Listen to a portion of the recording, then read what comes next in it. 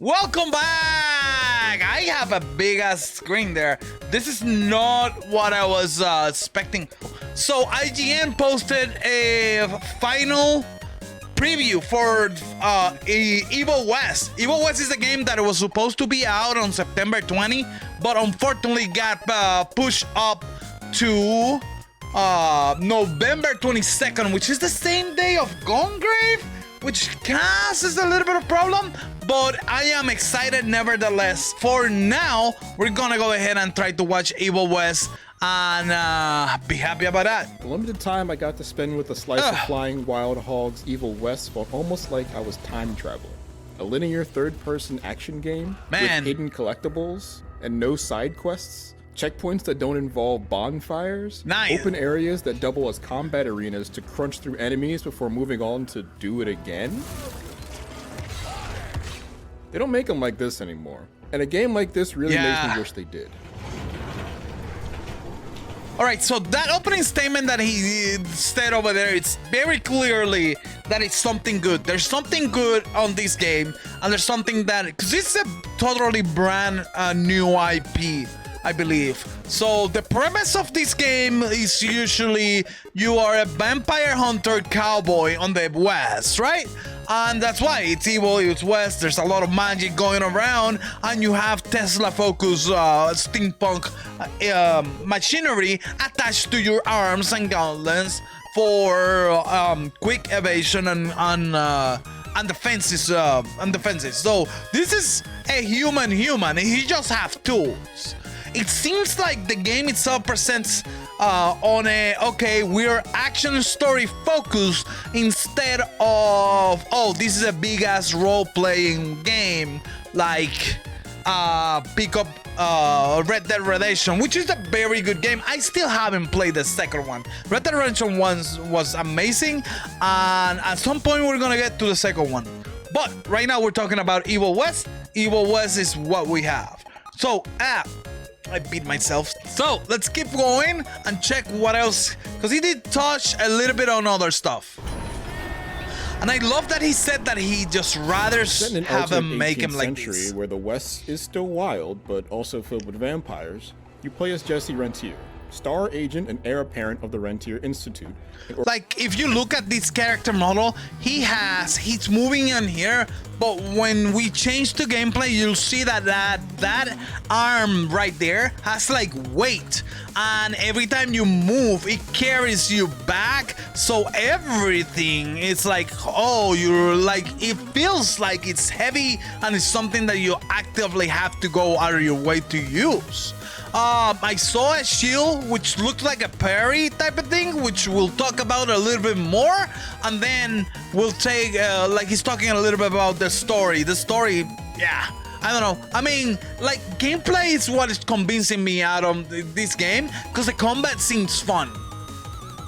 Organization of vampire hunters powered by sci-fi tech and government spending. As the tough-as-nails man on the ground, you're the go-to for when a dirty job needs doing.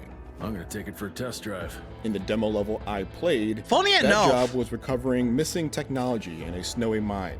Story and character exploration were very light in this build, even with a sort of sidekick to banter with. Luckily, you have a faithful sidekick who can kickstart that thing. Jesse seems largely... Funny enough, your sidekick doesn't even have guns. Look, he doesn't even have a weapon on him. like your run-of-the-mill tough guy protagonist who would rather shoot off his gun than his mouth. Joe! Meanwhile, much of the setting is cool on the surface. The Nikola Tesla-inspired electropunk tech is gaudy and over-designed in a way that attracts more than repulses. Yeah, good timing on that pun, because like you actually have like a lash that you can attract enemies. I think that might be one of the upgrades later, but we'll see when the game comes out. I love that you carry like a rifle and a six-shooter pistol too, which are traditional like cowboy western weapons, right? The unnatural tech juxtaposes starkly with the supernatural brutality of many of the vampire designs as well. When the shooting starts, Jesse is more than prepared, both with more mundane and traditional firearms, and mechanical tricks that make up for the magical power gap between him and his enemies. Yeah, so that was a cool example of how everything works. If you see how it's going, right? He's moving, he's trying to do the combat. There's actually hand-to-hand combat, and you can select when you do your gun and what you want to do, right? And then also you have environment things that will explode things around and help you with additional damage to everything you see. Which is, I don't know. I mean, I like it. I like how it looks. Look at this. There's a little bit more. Came in the form of his gnarly gauntlet. You can mash for quick face-beating combos or hold down the attack button to launch the enemy airborne. That was kind of super cool. The way that you go uppercut him and then air combo into the explosion, so you can use the enemies to activate traps and other stuff and attack other stuff. Pull it up with a diving punch or quickly draw your pistol and fill them full of holes. Also, the pistol is kind of fun. On the fly is a cinch because every weapon is on its own dedicated button or happens in its own specific scenario. For example, if I want to fire the pistol, I press the shoot button. If I want to hit longer range targets with my rifle, I aim while shooting. So that's interesting. That is interesting, right? That is interesting. The pistol is like there for quick shot, like off the hip, pa pa pa pa pa pa, and it will happen automatically regardless of. You don't have to select between your rifle or your handgun, right? The handgun is like, oh, I'm doing this combo, pa pa pa pa pa, Devil May Cry type of handgun thing, where it just goes, okay, I'm gonna target you, but because I'm locked on to you, not because I'm actually targeting to you. There, apparently, it sounds like they also have a targeting trigger or a targeting button. That way you can hold the button and aim. So that aiming button will decide for you. Instead of getting your handgun and aim with your handgun, you just take the rifle and then, okay, this is a longer range. I have more control. I can shoot and treat it like a shooter. So you're not gonna be battling between using your handgun and your rifle. They're completely separate entities, and it looks like you might have either bullet types, because if you see, I'm gonna use the cursor over here, right? If you see, you have a couple things that are like bullet types, I guess. They haven't shown anything, or there might be weapon types, right? It can be weapon types, so you probably can change your rifle for another type of weapon, but we'll know, again, a lot more when the game comes out. There's other stuff with the bullets over here, so I kinda don't know, but I'm pretty sure that this is a heal, and one of them should be others. The other, like, that's, I don't know what reloading, special reload, and then specials. I think those are special moves, but who knows? There's also these, I think this is your shooting. Let's go check. The Rentier Institute provides you with some other gadgets as well. Your energy shield isn't the kind you hide behind to avoid attacks for you. But we're gonna go ahead and go back a little bit. Let's go check. Own specific scenario. Okay. For example, if I want to fire the pistol, I press the shoot button. Okay. Nothing, right? Longer range targets with my rifle, I aim while shooting. The Rentier Institute provides. Let's go back. Hit longer. If I want to fire the pistol, I press the shoot button. If I want to hit longer range targets with my rifle, I aim while shooting. Okay, so bullets are not. You with some other gadgets as well. Your energy shield isn't the kind you hide behind to absorb attacks for you, but if you time it correctly, any enemy that attempts to touch you gets sent into high voltage seizures, leaving them open for big damage. All right, that's cool. So, like, what we saw over there is that the bullets here is just a charger. Maybe for one of your gauntlets, right?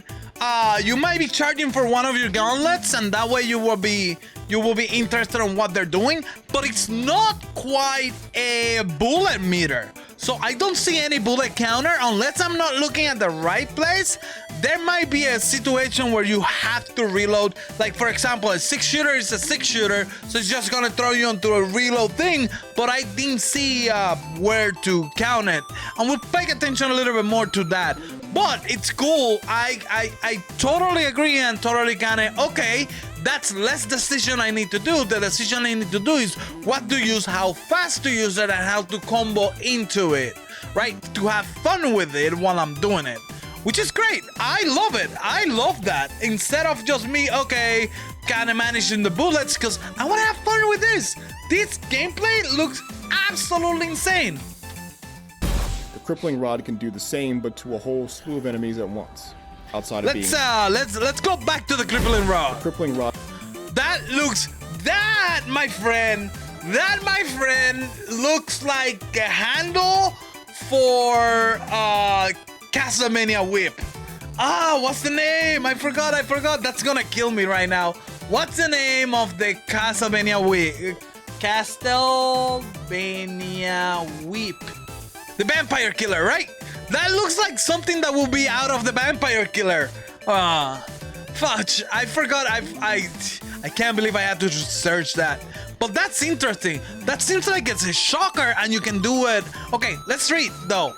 It says, this electrical device blasts electrical charges, temporarily disabling and electrocuting the enemies while being perfectly harmless to humans. Need to charge between uses. Press Y to use. No need to close your eyes. So it's not Men in Black. Like it's not Men in Black, but it's kind of cool actually. Rod can do the same, but to a whole slew of enemies at once. Outside of being flashy, all of your tools feel like they are tailor-made for specific situations, and none feel like they are made irrelevant or redundant when compared to the others. Whew. There looks to be a ton of ways to... Okay, cool. That's actually something that I would like to look a little bit more. The music doesn't fit. Let it down. This is actually something I will look absolutely incredible, right?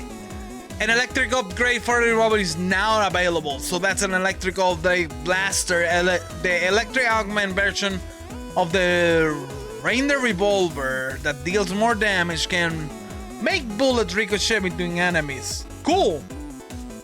And you have a clear path, right?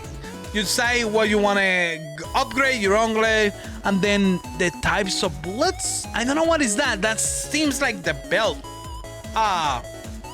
Maybe your armor, right? Maybe your armor, but we'll see a little bit more. And there's three. I imagine three more in here and then here, right? So that's the only thing I can think. More bucks. Yeah, no, this looks great, actually. I like what they're doing. Simple upgrade system, right? To keep you engaged and give you more things through the game. Okay, cool. Upgrade and personalize your tools around your preferred playstyle. You can add more functionality to your weapons, like being able to get bullets spent shooting weak spots on monsters. That looks sick. Or you can add more character-focused perks that give you new abilities or alter and extend the ones you already have. Standard skill tree stuff at first glance, but when you start seeing these knock-on effects add up, Jesse really starts becoming the kind of one-man army they present him to be. Teleporter. So finally, that was like a clear teleporter. Your Bela Lugosi Draculas. Some are skinless feral beasts whose bodies are flailing around on autopilot in search of your neck. Some are almost like hives for large, glowing explosive insects that march to their deaths to ensure yours. These are inventive and sometimes pretty challenging creatures that definitely make me want to know more about what weird horrors lurk in the shadows of this alternate history America. The linearity of the stage I played was counterbalanced fairly well by the amount of nooks and crannies that were scattered around to find and there's things to look, money, or other collectibles. I wasn't particularly moved to search every inch of the stage in this demo, but I can see the more OCD gamer having plenty of boxes to check in a full release. Such straightforward design may seem out of step with today's forever games, but I really appreciated the focus on making the elements you can interact with feel vibrant and intentional. No, I can't see the mountain in the background and climb it. Wow. But each encounter feels handmade to create a specific sort of challenge, making it feel more like a deliberate puzzle than a happy accident. Can't anything be simple here? The small demo time I got with Evil West left me thirsty for more Old West vampire hunting. That's always good. In a year that somehow finds 3 notable games set in a dark and haunted Wild West, Flying Wild Hogs remains unique, not just among its setting counterparts, but it's genre contemporary. Wait, Flying Wild Hogs? Action what else easy they to do? Get your head around quickly, but reveals new layers of depth and strategy with every new powerful upgrade, Bizarre tool, and fanged foe. For more on Evil West, check out the last 2 gameplay trailers. And for All right, everything this else looks in the world cool. of video I games, actually like all the stick with gameplay IGN. on this. And yeah, great video. And hopefully that's the last one we're gonna get until we get to this. Okay, let's do this. Let's check. So let's look a little bit more into Flying Wild Hog. Good. Shadow Warrior, Harry's Spacebunk, Evil West. Do they have any? Let's check. I want to check a little bit more because they sound familiar, but I don't remember. Our games: Evil West, Shadow Warrior. Evil West is the one that I'm interested. Other than that, I haven't seen any of the other ones. I heard a little bit about Shadow Warrior, but never played it. So I cannot tell you firsthand. Just we're good. It's not the same, right? We are absolutely good. Yeah, we are absolutely good. Anyways, let's go back. Evil West, of course. Focus Entertainment, Evil West. So yeah, that was fun. That was fun. Let's go back.